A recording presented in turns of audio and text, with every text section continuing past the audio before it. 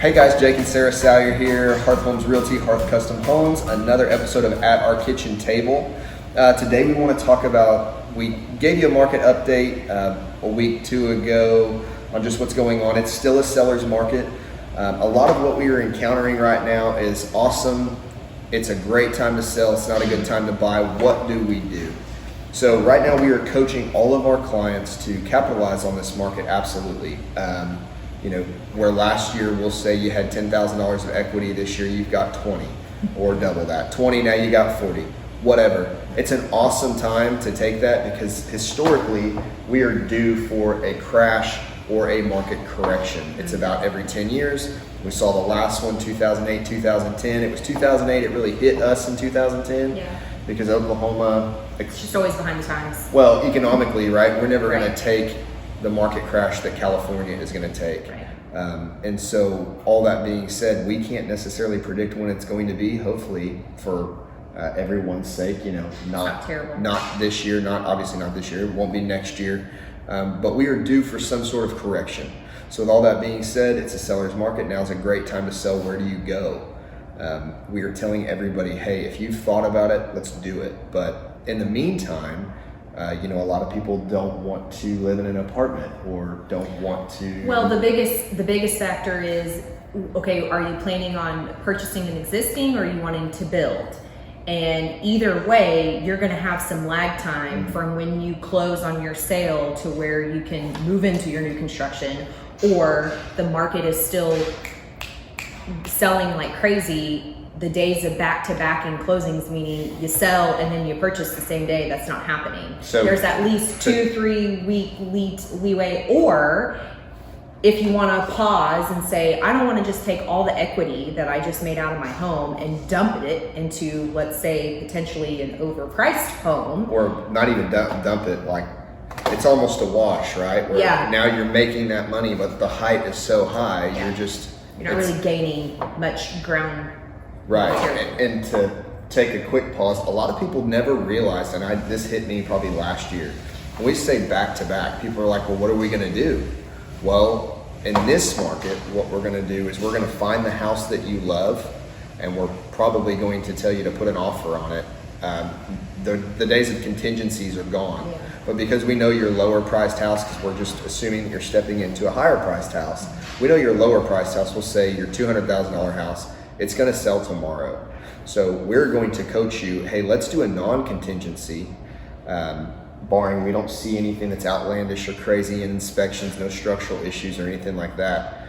And we're going to secure your property, and then we're going to sell yours tomorrow. We have a client right now that we're teeing up to get their pictures done. So as soon as we find the one for them, their house is ready to go live literally tomorrow.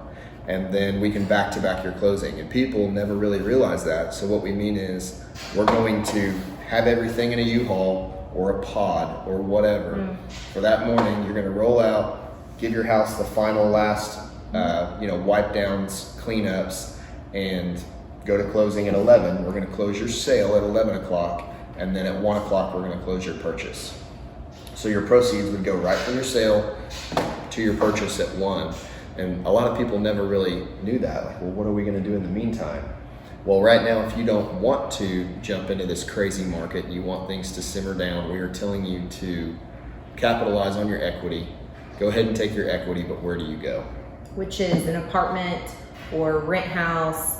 I actually no one wants to stay with family. That never goes. Everybody wants their own space. Everybody's got kids. Yeah, we actually have some clients right now that we were hoping they're sellers. We were hoping we could maybe push closing a little bit, but they are actually looking into having to stay in like an extended stay or something like that because number one, rent houses are non-existent just about like how houses are. The rental market is the same as these.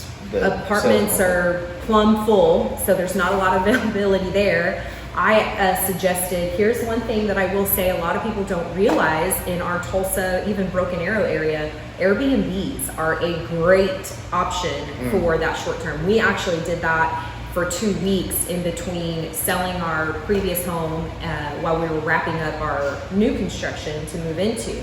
So that was a great option. A lot of people don't realize those those opportunities there. So literally exploring everything that we can for our clients to make sure you're not homeless for too long. But the reality is a lot of people are needing to push that pause button on purchasing, hang tight, see what happens with the market, and hopefully get into some sort of apartment or rent house or something like that. So there are options. So we've got another client right now. He's got a place right off Main Street. We literally know it will be a multiple offer situation as soon as it hits the market.